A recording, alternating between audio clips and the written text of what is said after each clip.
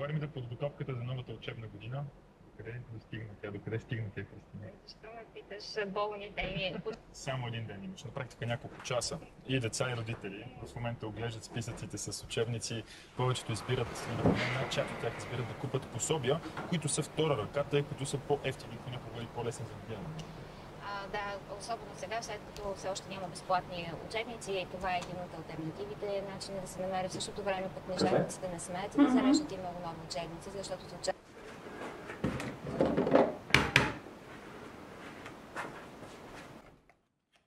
На нейно място не бих направил кафе на себе си. Тя знае, че съм способен да го направя, но просто много ме мързи. Да бъда откровен, нямам идея защо ми прави тази услуга. Може би няма с какво се занимава толкова рано сутринта.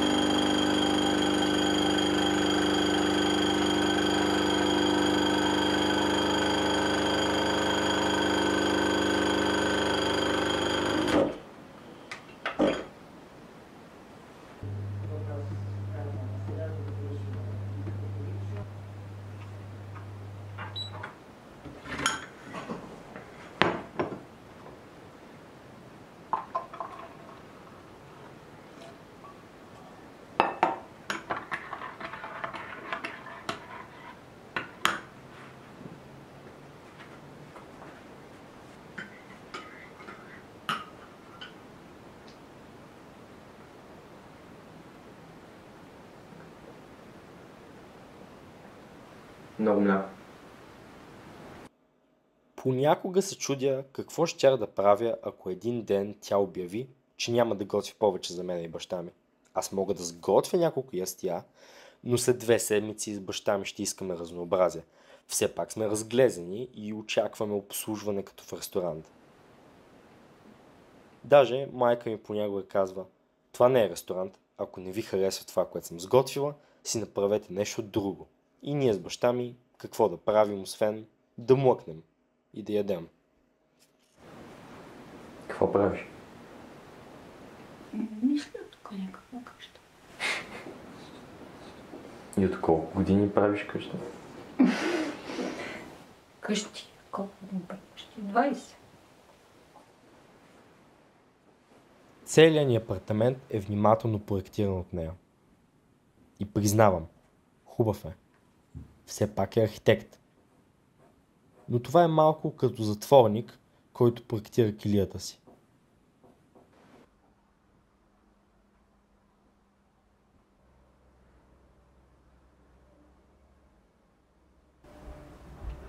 Съндъч. Кога ще гледате Опенхаймер? Аз днес ходих втори път. Хубаво, значи 3, 4, 5. Не, всеки ден го дават по няколко пъти. Трябва да отидете днеска или утре, просто... Другата седмица. Как ма? И за какво е филма? Майка ми има изключително бледо лице.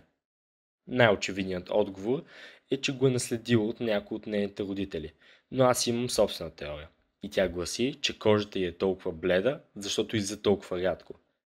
Да, знам, че ходят на село от време на време, но да бъда откровен, тя предпочита да стои на сянка и да чете книга, вместо да събира витамин D.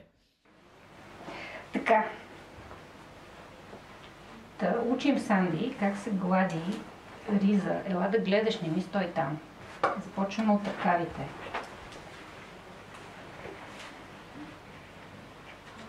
Според тебе на великите режисьори, кой им глади риза? Жените. Мислиш ли? Надявам се. Дълбоко се съмнявам. Няма. Те не са ли всички женени за някакви самовлюбени актриси? Готово. Но да чакат да им гладат ризата. Аз като цяло най-много мразя да гладя. Затова ходиш смачкан. Знаеш, всичките домакински неща най-мразя да гладя. работа, защото моята майка, въпреки че си ходеше на работа, беше архитект и така имаше си жената всички необходими професионални предизвикателства. Тя можеше да шие и да плете. Ти можеш ли? Не мога да шия, не мога да плета. Аз даже не можех да готвя. Тя можеше да готвя. Вече можеш? Научих се. Горе-долу, след като ти се роди, да ти кажа мисъл. То не е казано, че жената трябва да ги върши всички тия работи, мъжът трябва да ги върши също. Затова ти сега биваш научен как се глади риза. За да не очакваш жена ти да ти глади ризите. Ясно ли? Добре. Нито да ти готви.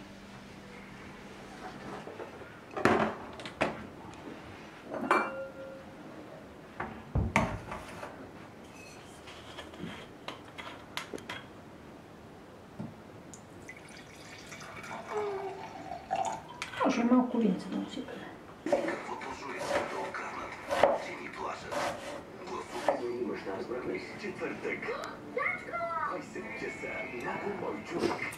Казва, че тук водата дава усили. Не знам. Ти какво ще кажеш за господин Милен? Лъчи ли?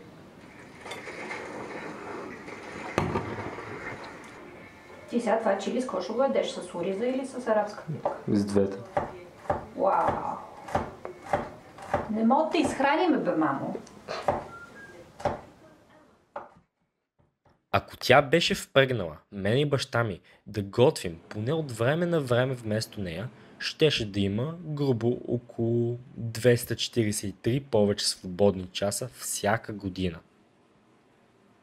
Въпреки, че не знам как би ги оползотворила. Сигурно би чела или не знам, нещо подобно.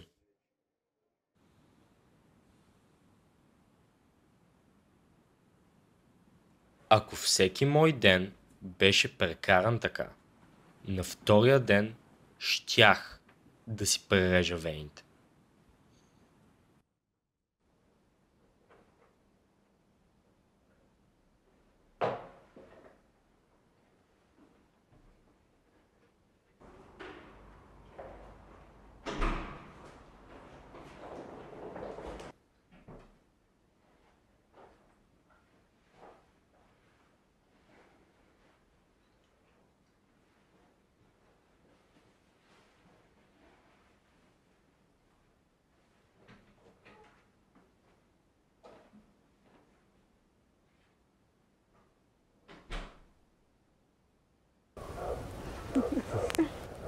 Ама как разбра, че искаш да бъдеш майка?